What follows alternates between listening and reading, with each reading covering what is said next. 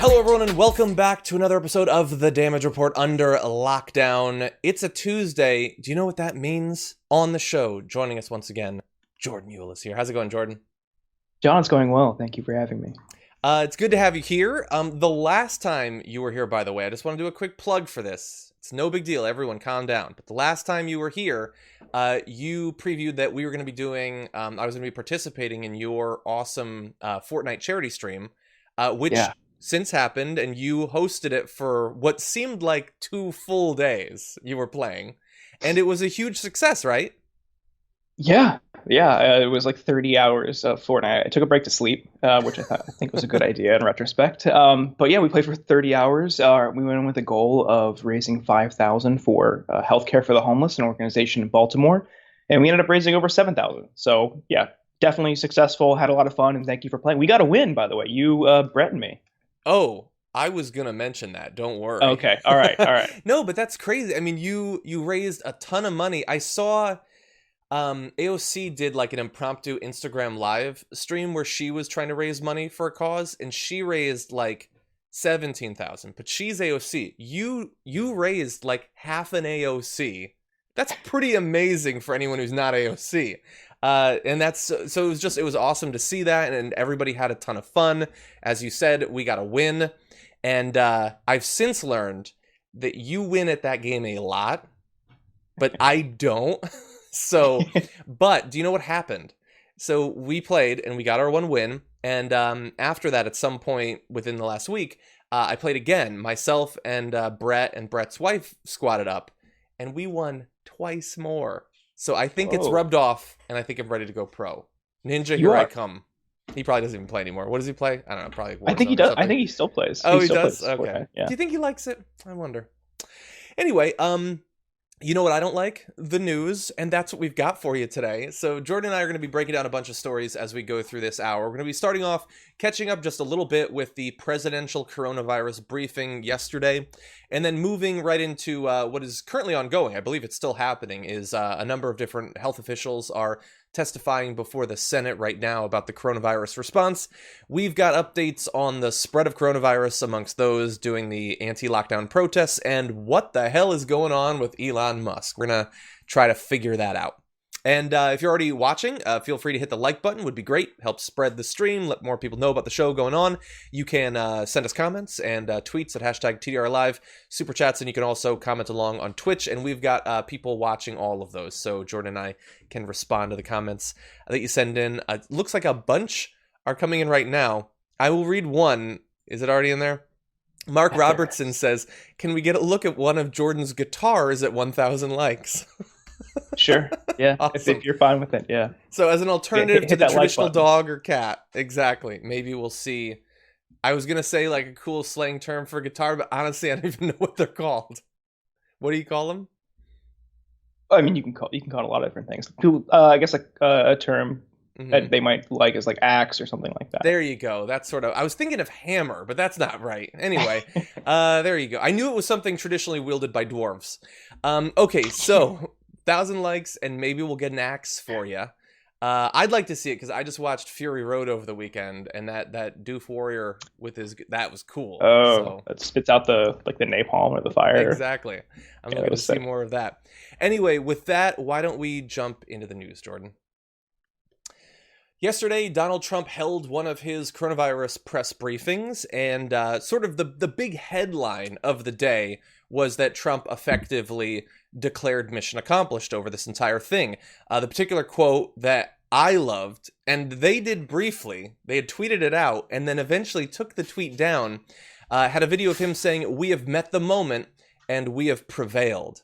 Jordan, have we met the moment, and or have we prevailed?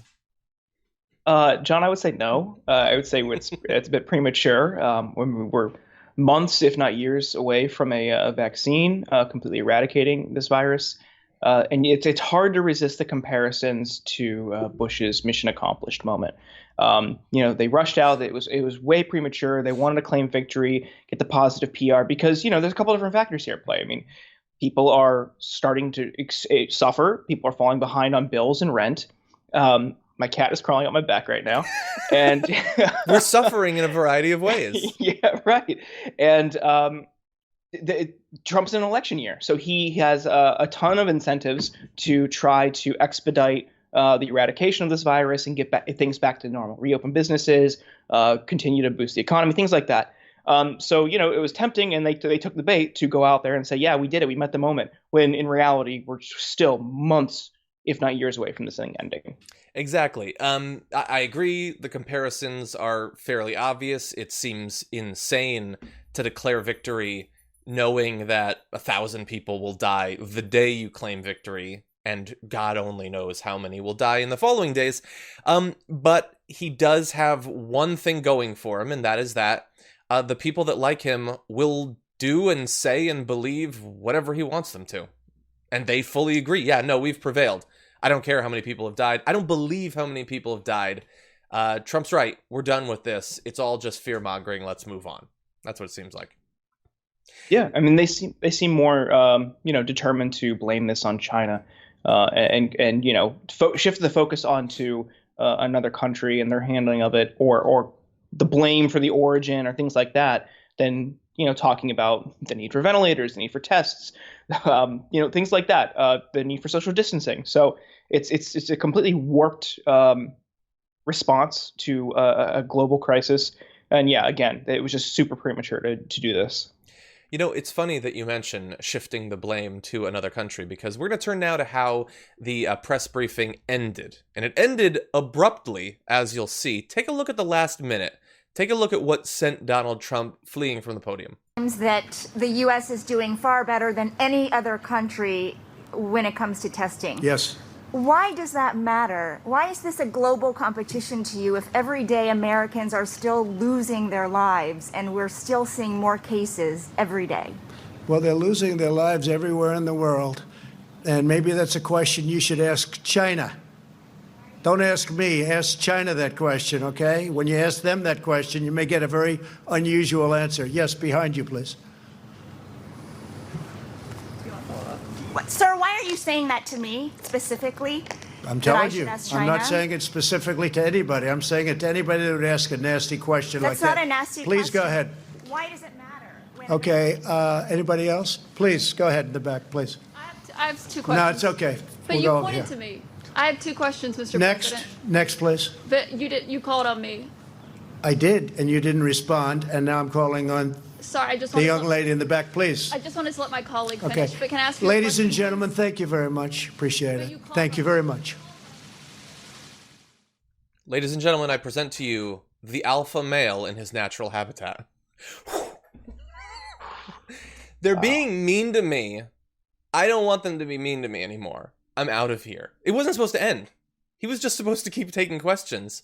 But because those women didn't stop talking when he wanted them desperately to stop talking, he just left. He walked away. Yeah, I mean, this is routine behavior for him. We've seen, I've talked about this with you on the show a few weeks ago. Yamiche Alexander from PBS. She'll just ask him a straightforward news question, and he'll just go off on a tirade and attack her. We see this time and time again with women and reporters of color, specifically women of color. He feels threatened or intimidated. And I think there's also there's internalized misogyny and internalized racism within him that he projects onto them in their questions. This is just a pretty embarrassing moment. If anyone was in that situation, let alone the president of the United States. And it, straightforward question. And the fact that he responded in such a way and then stormed off is truly embarrassing. Yeah, embarrassing in so many ways. A lot of men, and I would say that I think it's safe to say they're overrepresented amongst conservative men. I think it's one of the chief things that makes a man into a conservative man is that they have only a couple of different settings for their view of women. It's lusting after women, being terrified of them, likely because you think they're going to reject you, or being enraged at them. Those are the different settings you can be on, and that's basically it. The incel mentality doesn't require that you're not having sex. Donald Trump has a wife. Still very much has that mentality. That's how he sees women. And you see that on display, as you said, over and over. They ask nasty questions. What does that mean? I don't know, but I do know that it's a question that a woman has asked. That's what makes something nasty, is that she didn't back down. And when he says, why don't you ask China? we all know exactly why he said that, and why he said that in particular to her. It's now the duty of conservatives to pretend that they don't understand that. That's what they'll do. Denying racism is the main job of a conservative grifter these days, and probably always. But anyway, his turn to blaming China is also part of a narrative that we've seen. I will say that I was watching this Joe Biden ad recently, I think it was yesterday, about Trump's statements denying that coronavirus is going to be serious and things like that. And I didn't like the ad because the ad also is very much fear-mongering and trying to cast blame onto China. But the thing is, we know that for the first month or so, Trump was complimenting China on the way that they were working with us, what they were doing to fight the disease. It's very well documented in his public statements. But now he needs a scapegoat. And after watching like a month of, Tucker Carlson and Laura Ingraham talking about Wuhan flu and stuff like that, he apparently decided, yeah, no, they've primed the audience to hate Asian people. So I'm just going to go with that. I'm going to say it's China's fault. Forget everything else that I said. My base certainly will. It's all on them. The question is going to be, is that going to work? Are enough of the American people going to think it doesn't matter that Trump didn't take this seriously and didn't do what's necessary to stop people from dying? Something China. Yeah, I mean, I don't know. There's so many ways to kind of frame this. I think one thing to remember is that, we had 17 White House staffers embedded in the WHO at the very onset of this thing. And they were getting reports as it started to emerge in China, and were reporting back to the White House in real time with information about this, warning Trump administration officials about this. So to act like this was, China's doing, and then China kept everyone in the dark is completely ahistorical. We know this to be fact because that's they were staffed and it's been reported out. So there's a few different, you could call it xenophobic, you can call it racist, but underlying all of that is a lack of preparedness and a sheer inability to govern. And what the Trump administration is doing is just trying to shift the blame to, distract people from their own ineptitude. Again, like we talked about earlier, it's an election year for Trump. This is going to be, there's no way around this. Is going to be a bad circumstance. It's going to hurt anybody, Democrat or Republican. But Trump is so obsessed with retaining power and maintaining control that this is one thing. They're willing to go like a step too far in a way that other politicians might not, to shift the blame and deflect from their own failures. And I do believe that Trump has seen some of the criticism. I'm assuming he went straight from the podium to a TV to watch how people were covering his hasty retreat. And he had this to say to people saying that this seems to be an indication of his continued racism and xenophobia towards Asian Americans. He tweeted, "Asian Americans are very angry at what China has done to our capital country and the capital world. Chinese Americans are the most angry of all. I don't blame them." I'm assuming he polled Asian Americans to see how mad they are at China or whatever. No, it would be, how amazing would it be to live your life where you're like, okay, this thing makes me mad. This thing's going poorly for me. I'm just going to make up whatever I want as a response and tweet it as if it was true, and know that when I make that up, when I provide no evidence for it, 20 to 50,000 people retweet it. They don't care if I had a reason. They, in fact, like that I make things up. Think about the collective effect that those sorts of interactions over the course of years would have on a human brain, especially one as so severely stunted as Donald Trump. That he is a bad person. He has bad instincts, but his base has made him worse by feeding his worst impulses. Right. I mean, yeah, this is a guy who it furthered his career with a show where he, fired people famously for, the slightest transgressions or failures or not agreeing with them, things like that. And this is someone who's surrounded himself in his business with people of the same mentality. It's like, they're complete and total lackeys. They're supportive, whatever, just a ton of yes men. And that's what he's filled the White House with. And that's what the media, the right-wing media and right-wing political operatives have positioned themselves. They've positioned themselves similarly. So you have all of these things feeding into that just warped, corrupt mentality. And there's now a feedback loop where he's getting these bursts of dopamine for every like unhinged thing he tweets out. And that's leading to things like this, which in reality, we're seeing a spike in anti-Asian American racism and acts of racism or harassment in our country because of that kind of stigma that him and other Republican officials are trying to place on China and Chinese Americans. So it's really dangerous underlying all of this stuff because it's leading to real world consequences. We need to talk about a relatively new show called the Republic, or UNFTR. As a Young Turks fan, you already know that the government, the media, and corporations are constantly peddling lies that serve the interests of the rich and powerful. But now there's a podcast dedicated to unraveling those lies, debunking the conventional wisdom. In each episode of the Republic, or UNFTR, the host delves into a different historical episode or topic that's generally misunderstood or purposely obfuscated by the so-called powers that be, featuring in-depth research, razor-sharp commentary, and just the right amount of vulgarity. The UNFTR podcast takes a sledgehammer to what you thought you knew about some of the nation's most sacred historical cows. But don't just take my word for it. The New York Times described UNFTR as consistently compelling and educational, aiming to challenge conventional wisdom and upend the historical narratives that were taught in school. For as the great philosopher Yoda once put it, you must unlearn what you have learned. And that's true whether you're in Jedi training or you're uprooting and exposing all the propaganda and disinformation you've been fed over the course of your lifetime. So search for UNFTR in your podcast app today and get ready to get informed, angered, and entertained all at the same time.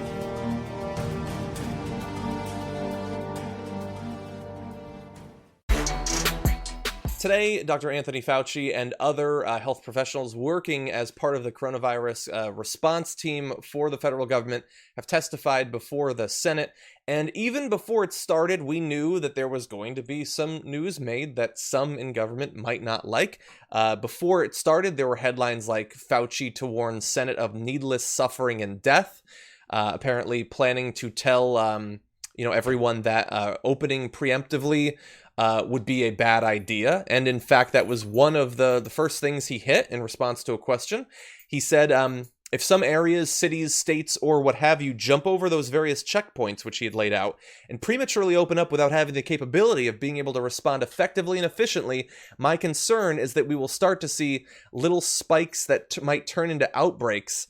I've been very clear in my message to try to the best extent possible to go by the guidelines, which have been very well thought out and very well delineated. And generally saying that the White House has put out standards supposedly to qualify in an informal sense to reopen, and Trump has decided, no, don't care about that. I'm just going to tell everyone to reopen. It doesn't matter if they're following our guidelines, and in fact, many of the states are not. And we also found out there had been a report put together. It was not released, but it was leaked to NBC News, showing that recently in many red states, states that are in the process of reopening or recently have, they are seeing an expansion of coronavirus cases that the White House doesn't want to acknowledge publicly.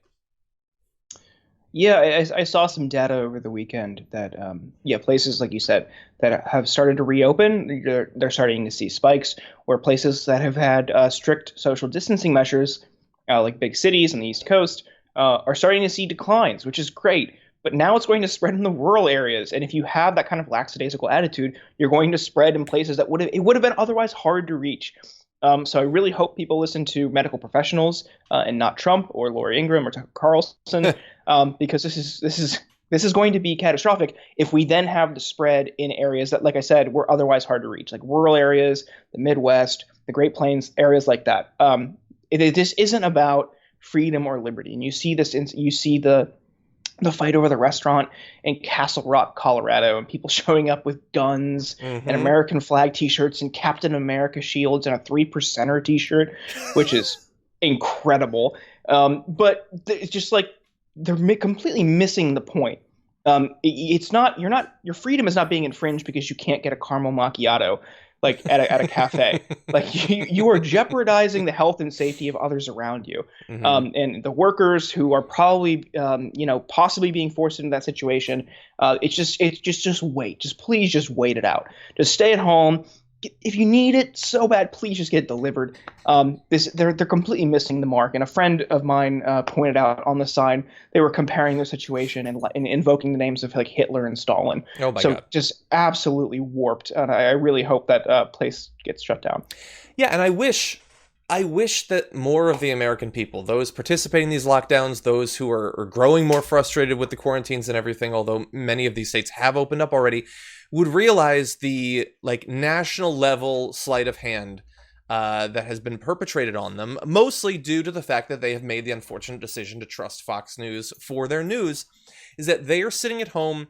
They are justifiably worried about their economic situation. They're worried that their jobs might not return, that their businesses might go under, that they might not be able to pay rent or for their mortgage. These are all understandable concerns. And the people that they've trusted in the media have said, well, if you are worried about that, and you should be, take it out on your mayor, take it out on your governor, force them to reopen, pretending that they can't say, hey, Mitch McConnell, maybe pass a bill.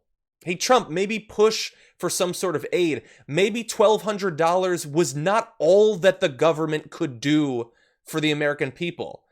But no, they were taught $1,200, that's the limit. Don't expect anything more.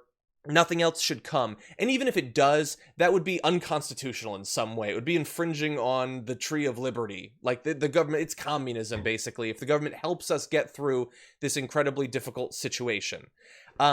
And it's ridiculous because we know that if Mexico was invading, the conservatives wouldn't be saying, yeah, the government should send us $1,200 and that's it. We can defend ourselves with that. They shouldn't do anything more. But of course, in this situation, that's enough. And because of that, they're supporting reopening that the responsible medical professionals are saying is a bad idea. I really hope that we get through. I hope that there's a miracle. Like right now, I've described it as they are rolling the dice on this thing. Maybe we'll get lucky and it'll come up no big spikes. The last 2 days have been pretty good with numbers of cases and number of deaths largely going down. Yesterday was higher than 2 days ago, but largely have gone down. But now they're doing everything they can. Like if the virus was in charge of the response, it would be saying, just end the lockdowns as fast as you possibly can. And that's what we're doing. Hopefully we won't have an explosion in cases, but we are doing everything we can to maximize the chance that that will happen. Right. And I think a point that we should consider here is that people are being kind of thrust into the situation unfairly. We talked about it before with the reopen protests. Like, people are now in a situation where because there's no rent freezes, because they only got a one-time payment, if you're out of work, and in many states, it's difficult to even get unemployment benefits. I know tons of friends who are really struggling to get on, unemployment compensation or get like loans. Yeah. There's just tons of hoops to jump through. This payroll protection thing is making it increasingly difficult. They're being forced into the situation where they have to choose between going back to work or going broke. And that's not fair to them. The answer is, the government steps in and helps, or we have a rent freeze, or both. I would prefer both. So I think we have to acknowledge that the government needs to step in here. It's not risking your liberty or your freedom for them to help you, because we don't see the same complaints from the right when it comes to giving Ruth's Chris Steakhouse millions of dollars. 100%. No one complained on the right when the Lakers got $20 million. And granted, those institutions gave that money back. But that was their first response shows this really isn't about liberty or freedom or anything like that. It's about power and money protecting their own self-interests. And you are never going to be at the front of those considerations. You are not going to be their top concern or priority. So demand more. Be loud. Speak out. Don't go buy coffee at a coffee shop and jeopardize the health and safety of others. Speak out safely and securely from your own home without spreading this virus, and demand more. Hold your elected officials accountable. Yeah. Yeah, Lamar Alexander said yesterday, we don't have money to help everyone. But we handed trillions of dollars to businesses like that. It was no thought whatsoever. No, you remember the weeks of public debate we had where everyone across the country is weighing in, is this a good idea or not? No, because it didn't happen. They just passed it super fast. Yep. But an extra $750. I mean, we don't worry. What are we, Scrooge McDuck? We can't afford that. And finally, Trump was supposed to be different. That's what his base thinks. He's like a right-wing populist. He appeals to the regular Joe, even though he's a billionaire who literally craps on a golden toilet. And when the people were hurting, both physically in terms of their health and economically, what did he give them? In terms of government response, he gave them effectively what any Republican ever would have. And that's not really our responsibility. We don't want to spend any money. We're not going to do it. We're going to give money to the businesses. We're going to help out rich people. We're going to do that. We don't really care about you. And then just encourages them, uses the power of persuasion that he has, the bully pulpit that he has, to tell them, you should throw yourself willingly into the meat grinder to help out Tyson Foods and, Morgan Stanley and whatever. Like, you should be converted. The working class should be ground up to help the economic elites. That's what the test of right-wing populism has shown us in 2020. It provides the exact same policy outcomes that any Republican would. It's just a little bit more persuasive in getting people to betray their own economic interests. Oh, and also heavy, heavy layering of xenophobia and racism on top of it, by the way. During the Senate testimony today, Bernie Sanders had a couple of really good questions that I wanna show you, shed light on a couple of both current concerns and also concerns going forward with the coronavirus. First, here he is asking Dr. Fauci about the current estimates of the number of Americans that have died from this thing. The official statistic, Dr. Fauci, is that 80,000 Americans have died from the pandemic. There are some epidemiologists who suggest the number may be 50% higher than that. What do you think? I'm not sure, Senator Sanders, if it's going to be 50% higher, but most of us feel that the number of deaths are likely higher than that number because given the situation, particularly in New York City, when they were really strapped with a very serious challenge to their healthcare system, that there may have been people who died at home who did have COVID, who were not counted as COVID because they never really got to the hospital. So in direct answer to your question, I think you are correct. Okay. So, look, that's what we know to be true. I know that some people believe that no, they're just counting, like if you get hit by a truck, they count it as coronavirus or whatever. I don't understand how people, well, I do. Fox has said it. That's what some people believe. But no, responsible professionals are saying that it is almost certainly the case, particularly in New York, that it is an undercount. And so I'm glad that Bernie Sanders helped to shed some light on that. Yeah, I mean, that's the issue with not testing everybody. We're going to see this disparity when we're not testing people or only testing people with symptoms when we know you can be asymptomatic, carry it, and infect other people. So I think we're going to see this kind of like recoil from skeptics about these types of counts. But because it's going to be way, way worse. We should be testing everybody. We should be on top of this. We should be proactive. But sadly, like everything else, it's tainted by conspiracy theories. I saw someone post a viral tweet yesterday that claimed hospitals were getting like $35,000 for every COVID-19 death certificate and things like that. Just like, this is absolutely bogus. And yeah, we shouldn't be pushing that kind of stuff because it was completely unfounded. But also, the tech platforms need to be way more diligent in policing their platforms for that kind of misinformation. Like that's absolutely dangerous to have spreading. And there's just like thousands of retweets, if I remember correctly. Yeah. So Twitter said they're going to have like a label for misinformation about this kind of stuff, but like we've seen them say things like that before, and they really haven't applied it. But they'll take down memes. I've seen them take down memes about different presidential candidates that were like obviously jokes. So pick your poison, I guess. Yeah. And I saw they announced that they're going to do that. They're going to like add like a star or something like that to indicate coronavirus misinformation. And I saw people tweeting that that's censorship. They're not even taking it down. They're just accurately labeling that medical professionals don't agree with it. And look, I'm not going to go on for a long time because I'm just going to depress myself. But the volume of misinformation is so bad, and it gets so much worse each year. It feels so futile to try to stand in the path of it and just throw your hands out, because not only is there way more of it than your speech could ever match, but it's inherently, by the people that it targets, spread more actively. These people who love fake news just dwell in it. That's what they do, is they stay online on Twitter all day and they spread it. And the people who spread it make tons of money too, by the way. So it's a great system that we've set up in terms of the spread of information on the internet. Good job, Al Gore. But anyway, let's turn to the future. So we talked there about the number of people who have already died from coronavirus. Let's turn now to the solution. With the solution being, if you talk to literally anyone other than Donald Trump, it's a vaccine. Everybody other than Trump says we need to have a vaccine.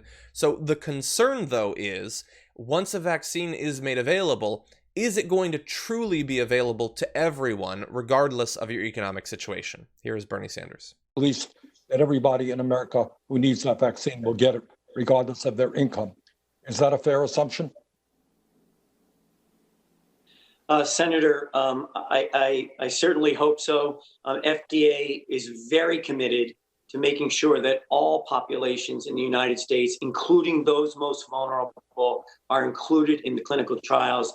And well, that's not what I'm asking. What I'm asking is, if and when the vaccine comes, it won't do somebody any good if they don't get it. And if they have to pay a sum of money for it in order to profit the drug companies, that will not be helpful. Are you guaranteeing the American people today that that vaccine will be available to all people, regardless of their income? Sir, the payment of vaccines is not a responsibility of FDA. Anybody else want to comment on that? Mr. Joral, do you think we should make that vaccine, when hopefully it is created, available to all regardless of income? Or do you think that poor people and working people should be last in line for the vaccine? My office is one of the offices committed to serving the underserved, and So when you're telling the American people today that regardless of income, every American will be able to gain access to that vaccine when it comes? They should gain access to it. I don't control, I think you represent an administration that makes that decision. I will certainly advocate that everyone is able to receive the vaccine regardless of income or any other circumstance. Let me just switch gears. Okay, so look, it went on longer, but spoiler alert, none of the people he asked would confirm that it would be made available for free to everyone that needed it. Yeah, I mean, that's just reflective of our healthcare system in general. That no one was willing to go on the record and say, yeah, absolutely, regardless of class or income or wealth or social situation, anything. That's a red flag. That's why as we globally face this pandemic, and everyone is in the same situation, no matter nationality, ethnicity, race, creed, gender, religion, whatever. Why are we now in a situation where no one's willing to stick their neck out and be like, yeah, everyone should get a vaccine? Mm-hmm. And I think it shows like the power and influence of the pharmaceutical lobby, the for-profit healthcare industry, and why we are so broken compared to every other industrialized country. This is a no-brainer. This is a yes, absolutely easy question to answer. But the fact that it was so difficult to get people to even reach that point where it's like, oh yeah, I'd like to, but it's out of my hands. No. You say you fight tooth and nail to do it because it's the right thing to do. And it really underscores the need for Medicare for all in the United States. Now, Jordan, you say it's a no-brainer, but what if you held millions of dollars in stock in the company that the government approves to manufacture and distribute the vaccine? Would it be a brainer then? A little bit tougher then. Yeah, that's the thing. Unfortunately, it would be. And right now they're considering multiple different potential vaccines made by multiple different companies. At some point, they're going to pull the trigger on one or more of them. Trump and other people in government are going to know what those companies are. So hypothetically, they could purchase stock because we've decided as a country that it's totally cool for our elected representatives to have a financial stake in companies that their legislation and executive orders affect. And so then why would he order that it be free? Why would he use government resources to produce and distribute it? Why would he do that? I mean, look, if he cared about the people, he would do it. If he was the populist he's made out to be, he would do it. But no, he wants the money, and furthermore, he wants everyone else he knows, all the other rich a-holes he knows, to make bank off of this. So I'm glad that Bernie asked the question. I mean, most of the people he's asking of, they probably, like, if it was up to them, they might make it available free, but it's not up to them. And I'm glad that Bernie made clear, if it gets covered, and it probably won't get covered, that no, there are no plans right now to make it available free or potentially even subsidized. It is probably going to end up being expensive, and that means that even once we reach the miraculous result of having a vaccine, you're going to have some chunk of the country that believes that vaccines are a plot hatched between Bill Gates and the devil, and you're going to have a much bigger part of the country that won't be able to afford it, or is going to have to make incredibly difficult financial situations where it's, do I pay my rent or do I get the vaccine for my kids? Do I have food this week or do I have the vaccine for myself and my spouse? That's the sort of decision that they're setting us up for. Yeah, I mean, it's only going to make things worse, and it's only going to make this kind of social distancing and augmented commercial situations, they're only going to elongate that. So the greed is going to make the problem worse. The corporate greed, the pharmaceutical greed, the investor greed. It's just only going to make matters worse for us. And you're going to see around the world people just accept it and distribute it for free or for low cost, or make it accessible and available for everybody, regardless of income or class. And because we're a broken society, we're not going to do that. So a handful of rich pharmaceutical billionaires can get even richer. Just a few weeks ago, as anti-lockdown protests start to spread through multiple, generally blue states, that's the pattern I noticed, we predicted at the time that because many of these individuals weren't social distancing, they weren't wearing masks, they were crowding into small areas, it is likely that a few weeks after that, we would see cases of coronavirus start to spread amongst those who participated in these protests. And it turns out that there's data indicating that exactly that has happened. 72 individuals who tested positive for COVID-19 in Wisconsin recently attended a, quote, large gathering before their diagnosis. We have a little bit more information from spokesperson Jennifer Miller of the DHS saying, we were able to pull some limited data out of 1,986 cases with onset or diagnosis on or after April 26th. There were 72 cases who reported attending a large gathering. And understand that at some of these big protests, only 1/3 of protesters were said to be wearing masks at the event. Now, Jordan, we can't say definitively that that they got it at the lockdown protest they were at, but considering that other large gatherings weren't happening, and we know that people weren't socially distancing, it seems reasonable to assume that a large chunk of those can probably be attributed to those events. Yeah, we could absolutely infer that's where it came from, which is sad because, I think for some of those folks, they're thrust into this situation like we talked about earlier, where some people really do need income because they're struggling. I wouldn't say all of them, and I think there's some people who are exploiting this movement for, Second Amendment reasons or things like that, or, we've seen, like we've talked about before, we've seen elements of other groups like the 3%ers showing up and things like that. But there are some people who are duped by this rhetoric and also thrust in this situation because the government is not helping them. And we have Republican officials blocking any aid for these people because, they're there to represent business owners and capitalist interests. So it doesn't actually matter to them that these people are in an unsafe situation, both in the protest or going back to work early.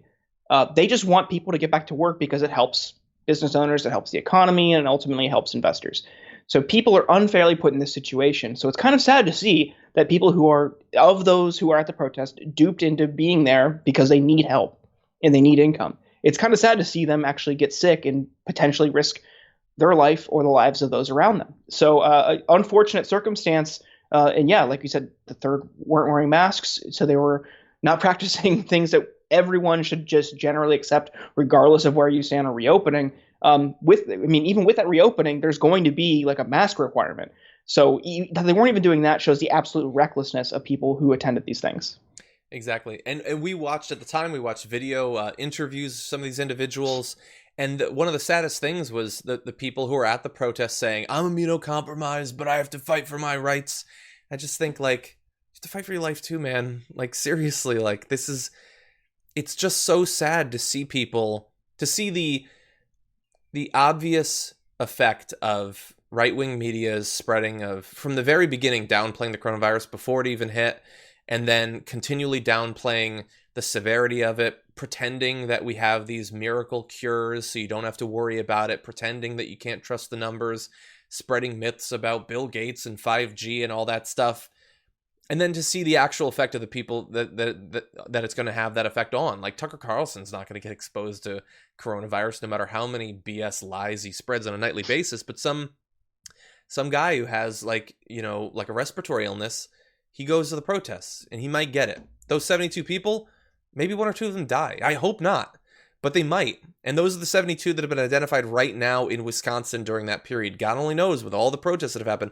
And not just, another, like here in California, in Huntington Beach, there were protests like this. And so I worry that what we predicted at the time is now playing out, and that as these places reopen, I mean, you've probably seen the videos of people like going into supermarkets and yelling at the workers for having to wear a mask. Like there's the percentage that want things to reopen, and then there's a smaller but not insignificant number who don't want any sort of infringement on their rights. They want to go back 100% to normal. If you're listening to the podcast, I'm very much giving air quotes.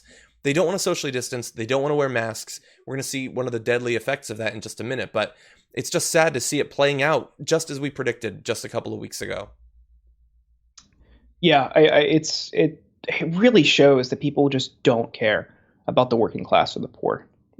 People who absolutely need economic relief now, like real substantive relief, whether it's through unemployment benefits or stimulus checks, anything like that, or rent relief. People need help, and that the fury is directed toward, like you said, people in grocery stores wearing masks or other workers or things like that. It's just it's heartbreaking because people who, like I said earlier, people who are duped into going to these types of things because they need help are ultimately going to suffer even more. So my heart goes out to them a little bit more than other people who are at those protests. But it's unfortunate that this is being spread, and like we talked about earlier, in some places reaching areas like rural areas where it would have otherwise been hard to reach. Exactly. So sad all around. Yeah. And we're going to have to, I'm watching every day, like we're getting towards where some of these reopenings would have had that 2-week sort of period for things to build up. It's going to take a little bit of time, but I am watching and fingers crossed, hoping that, the people at the very bottom aren't going to be lethally affected by the misinformation that they've been sold. News out of the UK, a rail worker who was assaulted by an individual who apparently had coronavirus has passed away as a result of that. Let me give you some of the details. The woman's name is Belly Mujinga. She was working with a colleague when a member of the public assaulted them, spat and coughed over them, and said that he had the novel coronavirus, according to the Transport Salaried Staffs Association. That's the union for those UK rail workers. She died on April 5th, 14 days after she was assaulted at the Victoria station. She leaves behind an 11-year-old daughter and a husband who last saw her when she was taken away by ambulance. So just briefly, obviously, absolutely horrendous. We've seen cases of this before. Like, I saw a video of a supermarket where a guy who had been yelling at people who work there wiped his nose on one of their shirts. Like people who don't take this seriously think that it's a joke and then do things that can potentially kill someone. This individual did die. It is going to get worse in another way in just a second, but Jordan, I want to give you an opportunity to chime in. This is heartbreaking.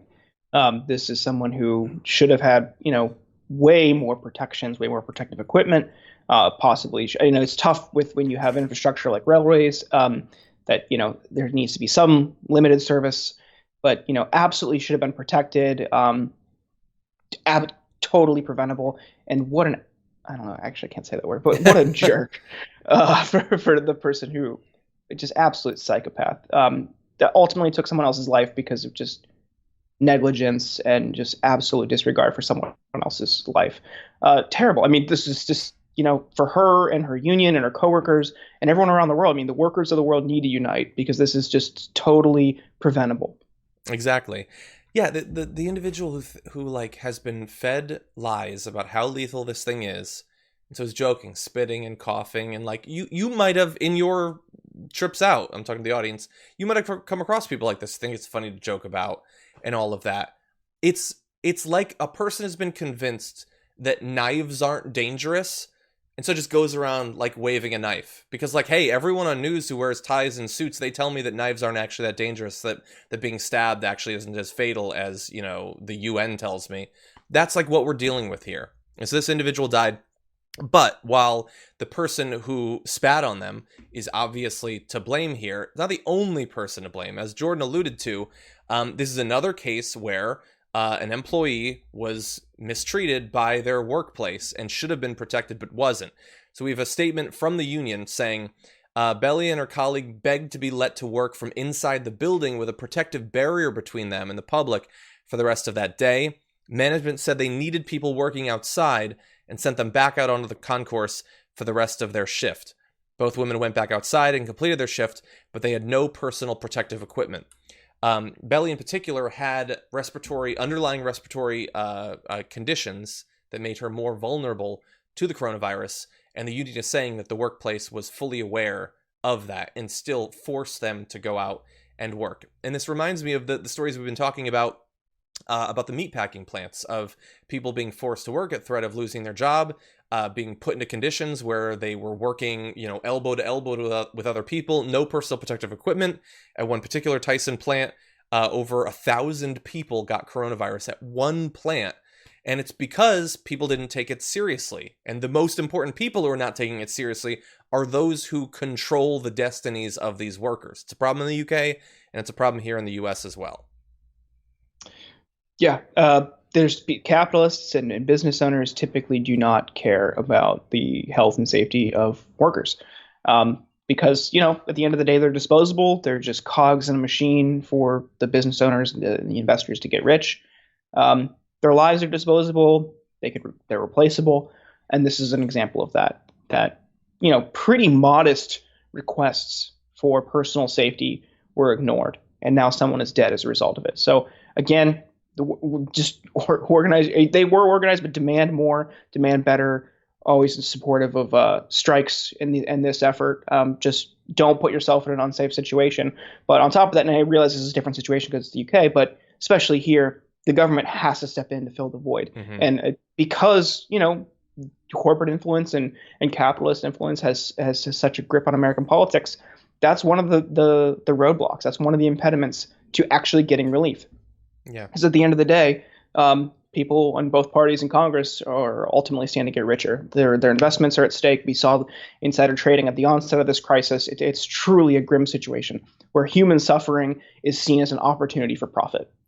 100%. And, there's a great example of that. In Texas right now, there's that salon owner who just opened the salon even though they weren't supposed to, and that just doing that made them a right-wing hero for the rest of their life. Like Ted Cruz went and got his hair cut there. They're talking about it on Fox News constantly. They talked about it way more than the Arbery case. Another story out of Texas is one restaurant group there in reopening messaged its workers and said, you are not to wear masks, presumably because it sends the wrong signal about how safe it is there. That was not a huge story on Fox, but that is like a decision to try to maximize profit, and I think a wrong one. I don't think it will work, knowing that it puts your workers at risk of getting sick and dying. And that's just the norm. Like across the country, you are going to have to hope, once the local and the state ordinances pass, you're going to have to hope that the person who signs your paycheck takes it seriously. Because if they don't, you could lose your job, you could lose your home or your apartment, you could also lose your life. That's a system that we've set up. And the people in charge aren't going to challenge it. Do they wear hats or hair masks if they're in the kitchen? I don't know. I'm just saying, if that's, I would argue that that's a responsible thing to do. So if you're taking that step but not a mask, there's just some cognitive dissonance happening there that ultimately is because of what you talked about earlier, the right-wing influence. Elon Musk has not necessarily taken the coronavirus seriously from the beginning, but he is serious now, serious about selling cars. And so he tweeted yesterday, Tesla is restarting production today against Alameda County rules. He says rules. I don't think it's just a rule. I think it's kind of a law. But anyway, I will be on the line with everyone else. If anyone is arrested, I ask that it only be me. What a hero. He's such a hero. Wow. But anyway, and apparently it's happened. The parking lots were full. I would love to talk. If you're an employee at Tesla, feel free to contact me. I'd love to talk to you about and get your feelings about this. But Jordan, Tesla's full steam ahead. Well, not steam, but full electrons ahead. That's amazing. The American dream, where your boss can make you go in to work in unsafe situations so he can get arrested for a photo op in a situation where he would never suffer. Quite the guy. We talked about this earlier. This ultimately boils down to profit, because if you're familiar with Tesla's history and their production capacity throughout history, they have had notorious production bottlenecks and delays.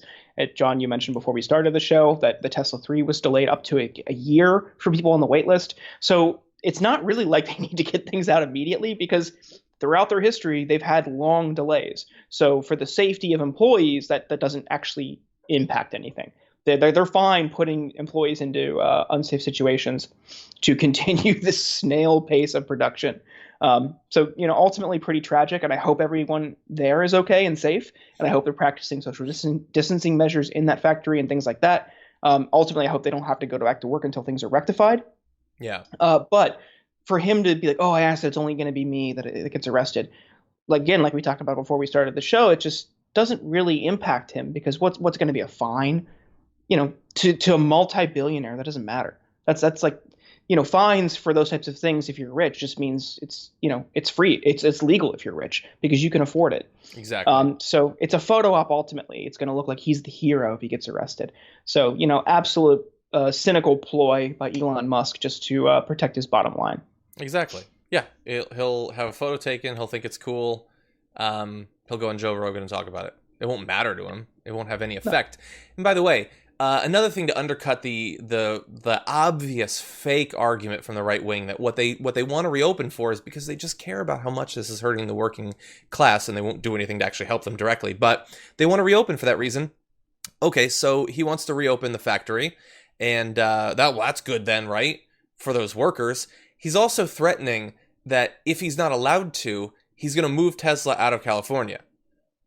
Presumably meaning that everyone that works there, if they're offered their job, they'll have to move across the country, but the vast majority won't be able to and won't be offered a job. So they're going to lose those jobs. And I forget exactly which state, but there's a Republican governor, one of the East Coast, like the southern East Coast states, was like, no, you should come here. We have great working environment, low regulation. But you guys are saying that what you care about is the workers, and you're telling him to leave and fire all of those people. How shallow. Like, you poke that argument just a little bit and it breaks through. It's so shallow. But anyway, the bigger issue right now is that Elon Musk, who is a genius, by the way, genius doesn't necessarily apply in this area that much, because he's had a few issues since the beginning of this. Tweeting on March 6th, the coronavirus panic is dumb. Yeah, he's right. It was only like 80,000 and growing. It's dumb. Mm-hmm. It's dumb. And also saying in March 19th, is 13 days later, he'd learned things. Based on current trends, probably close to 0 new cases in US too by end of April. I ran some statistical models and it turns out he was wrong. Huh. But he is a genius. And here's the thing. Yes, he's smart. He made some cool cars. He made a rocket. It's awesome. Well, I'll say lots of other people and engineers also made those too. It wasn't just him.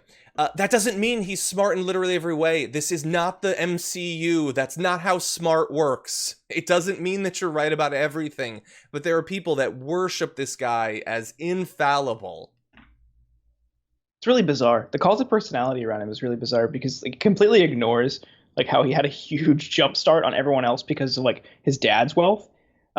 It's really bizarre for people to rally around him just because he didn't really come up with anything new. He just moved like pre-existing institutions into the digital world, which, being the first person there is a good move, but you didn't actually create anything new. You just digitized something. So the infrastructure within that really was for the engineers and the people who produced it and the programmed it and all those types of things. He kind of just had the startup capital. So, I don't really get the fanfare, and when he I can't even say that, but when he shows his true colors here, it really demonstrates the bizarre cult of personality around him. Yeah, and I'm sure everyone has seen a million times the Simpsons meme of a justifiable criticism against Elon Musk, and then weird nerds jumping in front of it to stop. Yeah, he's a guy. He makes good cars. They're cool. If he ever gets his tunnels off the ground, that would be great. I was excited about the Hyperloop. I just wish he would be excited about an idea for more than a week and a half.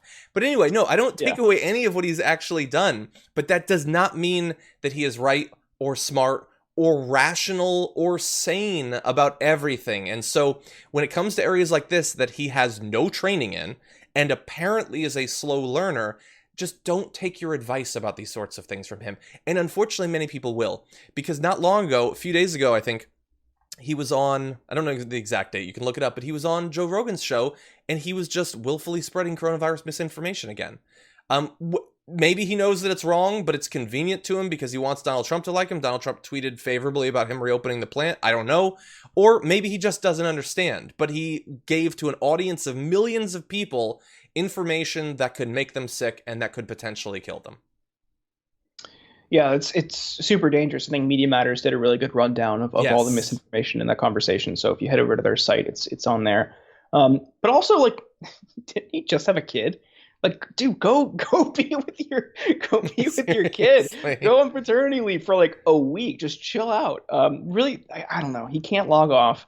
He can't just take a break. He just he's got something going on where he just like has to be in the middle of everything and causing controversy. Yeah, I saw someone had tweeted like, dude, I know dealing with a newborn's tough, but this is an extreme, like going back to work, like against the law. Thrilled to welcome back to the program, Michael Brooks. How's it doing, man?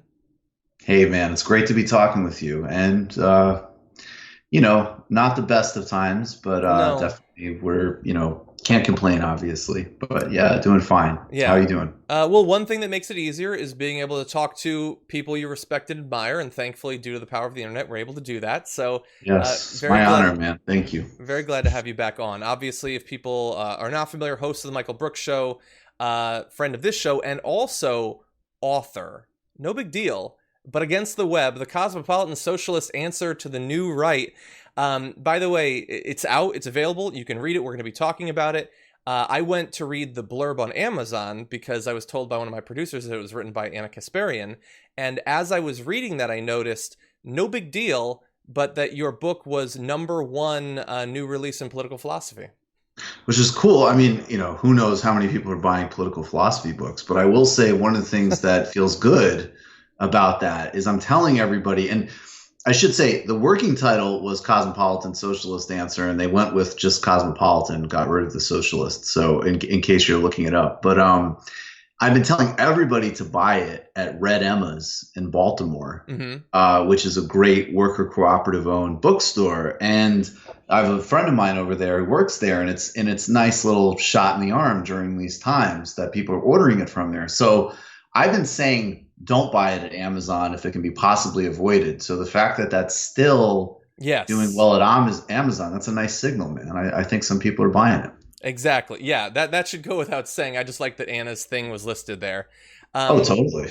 But I want to talk to you about the book because you delve into and lay out concise but all-encompassing arguments against the intellectual dark web. Prepping for this interview, I once again read part of the Barry Weiss Meet the Renegades of the Intellectual Dark Web article, and I was reminded that is possibly the most embarrassing thing I've ever read on the New York Times. But anyway, tell me. A lot of competition. That's true. But this is pretty bad. So why the intellectual dark web? Well, at the time in 2018, when I got asked to write the book, and definitely like the kind of brand has dissipated, and I think fortunately the book has a bigger argument about actually really like the nature of the left and how it could be better that transcends dealing with this particular group. But in 2018, they had a lot of traction, particularly in the world that we're in. I felt like they were sort of migrating people into politics that I didn't, necessarily agree with.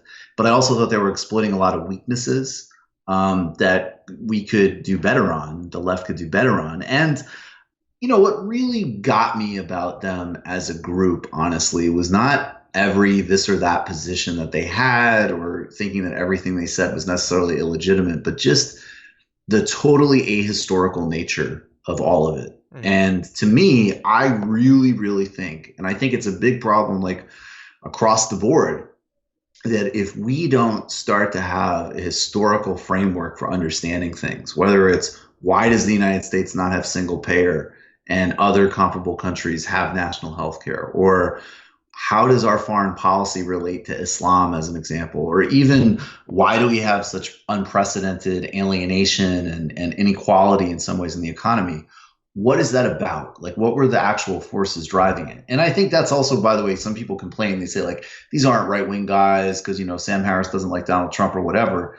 That wasn't the point. And my view is that any right-wing project is a project that looks at the world as it is and basically says there's like immutable laws that make it so, right? Like there's scientific truths or mythological truths that explain to you why things are as they are. And then they use a lot of like disanalogies to naturalize things like, whoa, you want to get rid of like extreme income inequality and profound imbalances in power between capital and labor. Well, I guess you think that kids should be able to, set their own bedtimes, or you want every NBA team to win the playoffs or every football team to get a ring. No, we make obvious distinctions here. And in fact, we want a society where we can enjoy competition and enjoy different outcomes that just aren't spilling over into whether or not people's like life expectancies are decreased, as an example. Yeah. Yeah, so you talk about the need for us to understand our history, to understand the situation we're in, and presumably to figure out fixes to get to where we want to be. They in their arguments will say that they care about history, that they're hearkening back to some sort of mythic idea of what the United States was and should be again. Certainly Donald Trump in his rhetoric, he makes you think that that is what he's doing. But not to spoil some of what you reveal in the book, and I understand that everyone is going to say this about their political or philosophical rivals, but they don't strike me as people who actually care if what they're saying is true for the most part. Very often, like Dave Rubin doesn't seem to care if he's accurately reflecting the present, let alone the past. They have people on like Dinesh D'Souza who, like what he says about the KKK and the Civil War, like it's so divorced from reality. So does that, like, obviously didn't deter you from writing the book, but when you are putting out a historically grounded case designed to persuade against people who seem to be wholly unconcerned about whether what they're saying is factual or not, how does that affect the way that you try to make your case and potentially to appeal to people who haven't chosen sides? Well, I will warn people that I don't spend that much time talking about Dave Rubin in the book. I mean, I have a little bit of fun with him and, he's fun to make fun of and whatever, but I try to take on more intellectually serious members of the IDW. Yeah, I mean, whatever you think of them, and I'm sure that Jordan Peterson and Sam Harris think that they are being very precise, and I actually, that's one thing I would not take from them. I think that it is sincere. I mean, obviously, I have fundamental structural disagreements, but I think that they have very sincerely held worldviews. Dave, I honestly just can't comment on. I don't even know if he understands what worldview means. But I think that, what is always interesting to me, and it's funny because I think we've sort of overlearned some of the lessons of electoral politics, which is that this obsession with swing voters is not a great way to understand how to build a successful and effective campaign and put forward, economic populist policy or make the case for civil rights or whatever. And I think that's true. But I actually think that in a funny way, when you're in media, you actually do need to be much more attentive to that, which is what are the group of people who they could come from a variety of different backgrounds, have different tendencies, but they are responding to style, they're responding to presentation, and they're also responding to ways of how you make your argument. So I was sort of hoping, with the book is that if people are, I think, some people are going to obviously, plenty of people are buying it who already, like the work I do. They're probably sympathetic to this. And I think what the book does, hopefully, is this idea of cosmopolitan socialism is a different spin on how to frame left-wing politics, which I think is effective and interesting, hopefully, for people. But I think for people who are outside of it, and I do get, and I do interviews and talk to people who are not necessarily like IDW people or whatever, but they're definitely not on the left. They might really have sympathy for some of these people. And when they see how I'm putting together arguments, and it's not just, somebody saying like, oh, you like these guys, you're a bad person, or this person said X, Y, and Z, and that's problematic, and blah, blah, blah, blah, blah. They actually are like, whoa, you actually do probably seem like you have a pretty good grasp on this stuff. And maybe I have to actually really rethink how this information is being presented to me. And it's funny because on the history thing, I don't know about Dinesh D'Souza, I'm sure has probably been on Rubin's show, I would imagine, but the only one of them that really talks, Peterson talks about the West as some type of, kind of philosophical concept, which is really shaky. But, Ben Shapiro, who really is just a standard right-wing talk show host, in my opinion, and the fact that he's part of this scene says a lot. But his book is supposedly this historical rendering of Western society and this marriage of Athens and Jerusalem. And I got to tell you, if you're going to say that there's an uninterrupted Western history that connects Greek and Hebraic thought, it's a pretty big problem. And forget, being PC. I'm talking like doing your work and checking your notes to skip Islamic history. That just isn't going to work. Yeah. So, that's definitely, it's hard not to see an ideological motivation in that. Yeah, definitely. And a financial one, of course, because they're quite successful, both in their own right. But also, this steps a little bit away from the particular topic that you're covering in the book, but you host a show and you've written a book, it's very well received. I host a show. We have this like ecosystem of this sort of content. The right has that too, and the rise of the IDW sort of went along with the rise of the success of conservatives on YouTube and things like that, and certainly they're writing books and selling them too. Along the way, though, it seems like there has been a lot of institutional and elite support for one side of that, in terms of bulk buys of books and huge investments in media companies and things like that. I don't know of anything like that on the left. Does it matter? Are we missing out much on that? Would it be nice to have something supporting us? Like, for instance, I know Ben Shapiro's show, the advertising it receives on Facebook is in the millions of dollars a year range, which is something, it seems like. What do you think about that, about the difference in outside support for these competing ecosystems? Well, I think three quick things. I think sometimes, honestly, look, it's 100% right. And it's sort of, it's baked into the cake. I think sometimes the left has used that absolutely correct take to not look at how we can be better and more appealing in some ways, which I don't want to, I think it's important to not use it like that. On the other hand, I think, look, there, especially if you're doing any type of, say, labor-oriented, anywhere from genuinely progressive, let alone kind of Marxist content, right? There is a structural contradiction between venture capital being interested in producing that kind of work, right? Yeah. and literally the content. So I think that's part of the playing field. And I think, that's obviously reflected in politics. You have mega donors that will support a white identitarian politics party that supports oligarch policies with the Republicans, and then will support Democrats who, may have a certain superficial commitment to some aspects of, representation of diversity, some of which, on a legal level are extremely important, but have no, don't want to do anything structural about, just mass inequality and mass disparity. And so I think that's going to be something we always run up against, that you can. And it's also interesting to me, too, that I don't think necessarily I think that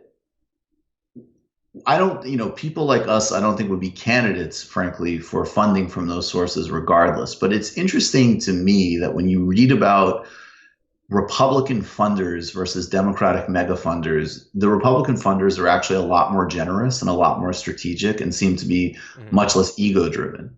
You have Bloomberg and Steyer have basically just kind of completely defanged the environmental movement, in my estimation, kind of return, basically just sort of giant clubs for their funding. And that's, I think, undermined the efficacy of some environmental organizations.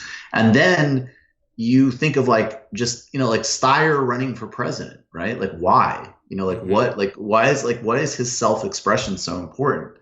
And then the evil Kochs, yeah, the guy did a silly run in 1980, but they have spent decades slowly and methodically just seeding people and seeding organizations and really taking a long-term view. And it's interesting that there's more capacity to do that on the right than in the center in terms of oligarchs. But I just think at the end of the day, if your politics really comes down to you shouldn't be a billionaire. I don't care how of a nice guy you are, or if you tested well, or if you were at the right place at the right time. And I'm not even saying you shouldn't have, sure, you can have a nice life or whatever, and sure, but that level of wealth and influence is never going to be compatible with democracy. And I'm not totally sure why they would be stoked to fund that message. Yeah. Even the individuals who might be like, oh, when I die, I'm giving it all away. That's later. Right now, I want it. I want to keep it. Okay, so moving to solutions, obviously that's the book. We don't want to spoil that. We want people to go and take a look at the book. But what's one thing that we can do to be better, both as individuals, someone watching this video maybe who's following this content, who's arguing online, engaging with politics, or me. I host a show. What can I do to be a little bit better? Wow. I mean, Jesus, I don't know, a little bit better. I don't know about all that. I would say that we have to really, what concerns me sometimes right now, and definitely with a lot of liberal politics, when they talk about, the Trump voters or whatever, sometimes there is a tendency to recreate bad ideas and bad ways of doing things from the past. So I'll just say this. I remember kind of coming into politics in some ways after and around the time of the September 11th terrorist attacks.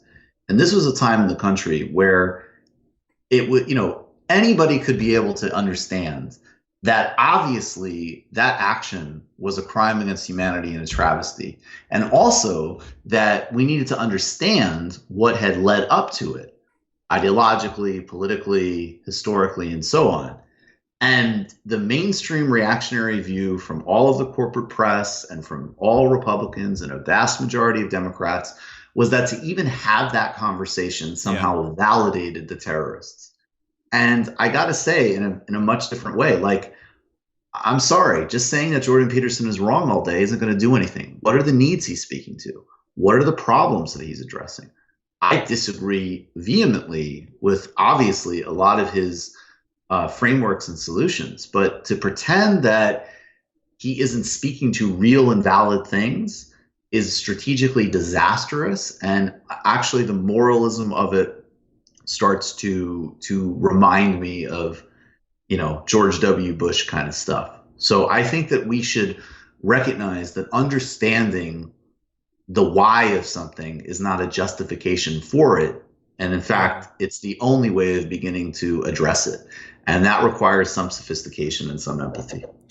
I agree. Man, I immediately start to think of, what do we insert as an alternative, and it's complicated because some of what I see as, when you look at the sort of people that have become popular, what are they advertising as? This is why you should follow me, or this is why you should be part of the movement. I certainly agree that there are those needs. Some of the stuff that they offer, though, the elevation of trolling over the past few years as the end in politics. Obviously it's a distraction. They're confirming judges and giving tax breaks and things like that. But that's the bread and circuses and all of that is identifying groups that I don't like and making them feel bad, and that is what politics should deliver. Whew, man, it's difficult to think about. But anyway, I'm glad that there are people like you doing that thinking. I mean, I appreciate it. And again, I'd even distinguish, I actually think when we start to make these distinctions, we can actually get much clearer about some of the stuff that does just need to be, torn apart or honestly made irrelevant by the right kind of approach. But I mean, of course I agree with you. I think that obviously that stuff is disgusting, but how we feed it or don't feed it and deal with it is another set of questions. I agree. And I assume in further books will be delved into even further. But for right now, what is available is Against the Web, available in a variety of places, both online places that you probably should not get it from, and also better places that you should. But Michael, we need warriors, and I'm glad that you're one of them out there fighting this battle, both every day in your show, but also in the books. Everybody, take a look at that. Thank you so much, man. Really appreciate it. Stay safe. You too.